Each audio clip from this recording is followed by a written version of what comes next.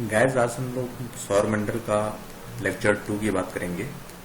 और पहले लेक्चर में आपने पढ़ा कि हमारे सोलर फैमिली में क्या क्या होता है और ग्रह क्या होते हैं। ये सारी चीज़ों के बारे में मैंने आपको ऑलरेडी डिस्कस किया है। तो आज का जो हमारा लेक्चर होगा, लेक्चर दूसरा होगा और इसके बारे में हम लोग डिस्कस करेंगे। तो आज के हमारे लेक्चर में आज हम लोग पढ़ेंगे सूर्य के बारे में, यानी कि सोलर फैमिली में जो सबसे इम्पोर्टेंट है उसके बारे में हम लोग चर्चा करेंगे।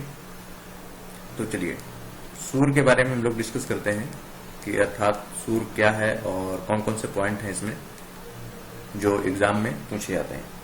तो सूर्य हमारे सौर मंडल में केंद्र में स्थित होता है, यानी कि हमारा सौर मंडल है तो ये हमारे केंद्र में सूर्य स्थित होता है, जिसे हम लोग सन कहते हैं। ये हमारे सेंटर में स्थित होता है और ये इतना बड़ा होता है और इतना अत्यधिक ज्यादा गर्म होता है क्योंकि इसके चारों तरफ गैसें, कई प्रकार की गैसें पाई जाती हैं। तो इस प्रकार गैसों से बना होता है और इसमें अत्यधिक जो बल इसे सौरमंडल को बांधे रखता है, यानी कि जो केंद्र में जो बांधे रखता है, इसे एक बल होता है जो इसे बांधे रखता है। अब बात करते हैं कि सूर्य से पृथ्वी में लगभग कितने किलोमीटर दूर है। तो सूर्य से पृथ्वी लगभग 15 करोड़ किलोमीटर दूर है। तो ये एक इंपॉर्टेंट पॉइंट है, एग्जाम में पूछा जाता है कि सूर्य से पृथ्वी की लगभग दूरी कितनी है। तो 15 करोड़ किलोमीटर, 15 करोड़ किलोमीटर दूर है। तो एक हमारा पॉइंट ये हो गया कि सूर्य से पृथ्वी की दूरी कितनी होती है, 15 करोड़ किलोमीटर। अब हम बात करेंगे ग्रह की, यानी कि प्लेनेट की।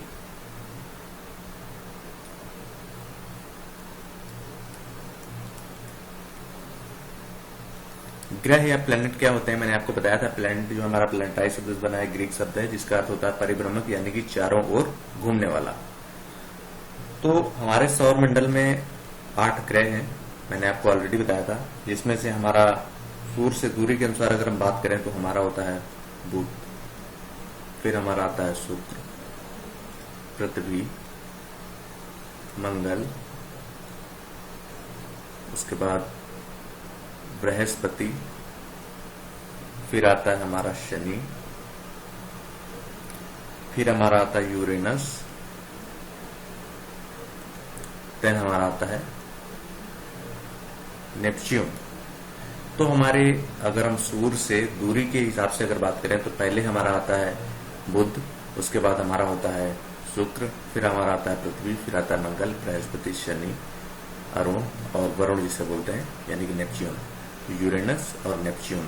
तो ये हमारे 8 ग्रह होते हैं। अब हम पर्टिकुलर इनके बारे में बात करेंगे और कौन कौन से ग्रह इंपॉर्टेंट होते हैं और कौन कौन से ग्रहों से क्वेश्चन पूछे जाते हैं, सभी के बारे में हम चर्चा करने वाले हैं। देखिए, सौरमंडल में जो सभी हमारे 8 ग्रह हैं वो एक निश्चित पथ पर सूर्य का चक्कर लगाते हैं और ये जो रास्ते होते हैं ये होते हैं दीर्घ वृत्ताकार।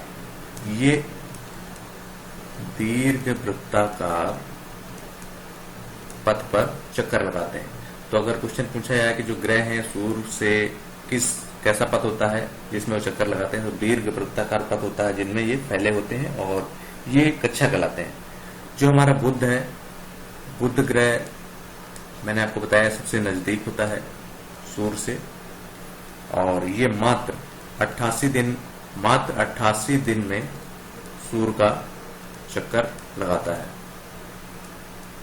मात्र 88 दिन में सूर्य का चक्कर लगाता है बुध, क्योंकि ये सबसे नजदीक होता है। और जो हमारा शुक्र है, शुक्र को पृथ्वी का जुड़वा ग्रह कहा जाता है। आपने देखा होगा कि इसे सांझ का तारा या भोर का तारा भी कहते हैं, क्योंकि ये सबसे ज्यादा चमकीला ग्रह होता है और आपको आसमान में एकदम क्लियर दिखाई देता है। तो पृथ्वी का जुड़वा ग्रह भी कहते हैं इसे। पृथ्वी का जुड़वा ग्रह किसे कहते हैं, तो आप आंसर लगाएंगे शुक्र को, क्योंकि इसका जो आकार और आकृति होता है वो लगभग पृथ्वी के समान होता है, इसलिए इसे जुड़वा ग्रह कहते हैं। चलिए बात करते हैं कुछ और पॉइंट्स की। अभी तक जो हमारा प्लूटो था, प्लूटो को नोट करके यहाँ पे मैं आपको बताता हूँ। जो हमारा प्लूटो था उसको भी एक ग्रह की श्रेणी में रखते थे। अभी तक प्लूटो को भी एक ग्रह की श्रेणी में रखते थे, लेकिन जो अंतरराष्ट्रीय खगोलीय संगठन, अंतरराष्ट्रीय जो एस्ट्रोनॉमिकल ऑर्गेनाइजेशन जो हुआ हमारा IOA, ये कब हुआ था, 2006 में बैठक हुई थी, जिसमें से निर्णय लिया गया कि जो खगोलीय पिंड 2003 UB 313 था, जिसे हम लोग साइरस बोलते थे, और प्लूटो, इसे बौने ग्रह की श्रेणी में रखा गया।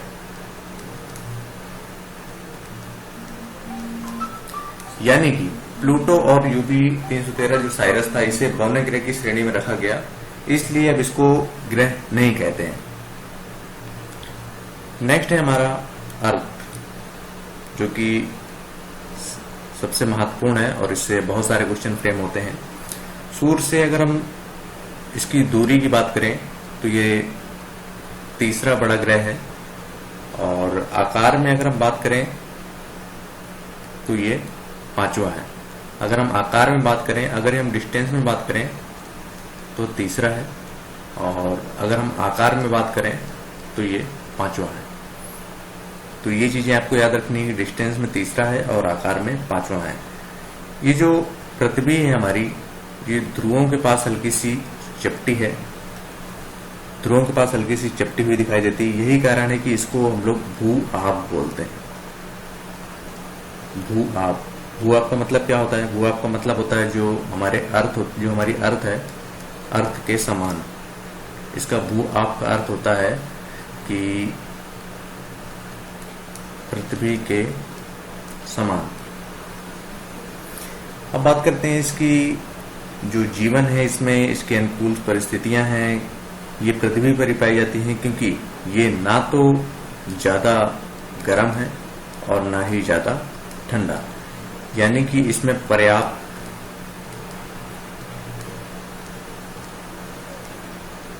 अनुकूलन पाया जाता है। इसमें जैसे कि हमें जीने के लिए आवश्यक गैसें होती हैं, वो हमें पर्याप्त मात्रा में मिलती हैं, जैसे कि ऑक्सीजन। और अगर हम सौरमंडल से बात करें तो सबसे अद्भुत ग्रह माना गया है किसको? अर्थ को। अर्थ को सबसे अद्भुत ग्रह क्यों माना गया है? क्योंकि इसमें पर्याप्त ऑक्सीजन और जो चीजें मनुष्य के जीवन के लिए आवश्यक हैं वो सारी चीजें मिलती हैं। अगर हम इसी को हम अंतरिक्ष से देखते हैं, अंतरिक्ष से देखने पर ये ब्लू प्लैनेट दिखाई देता है, यानी कि नीला दिखाई देता है, इसलिए हमें नीला ग्रह कहते हैं। क्योंकि इसके जो 2/3 भाग पर, जो 2/3 भाग है इसमें वाटर है, इसके कारण जो अंतरिक्ष से देखने पर ये नीला दिखाई देता है, इसलिए इसे नीला ग्रह भी बोलते हैं, यानी कि ब्लू प्लैनेट भी बोलते हैं। तो ये पॉइंट भी आपको याद रखना है कि नीला ग्रह किसे बोलते हैं? अर्थ बोलते हैं। क्यों बोलते हैं? क्योंकि इसके 2/3 भाग पर पानी है, इसलिए अंतरिक्ष से देखने पर ये नीला दिखाई देता है।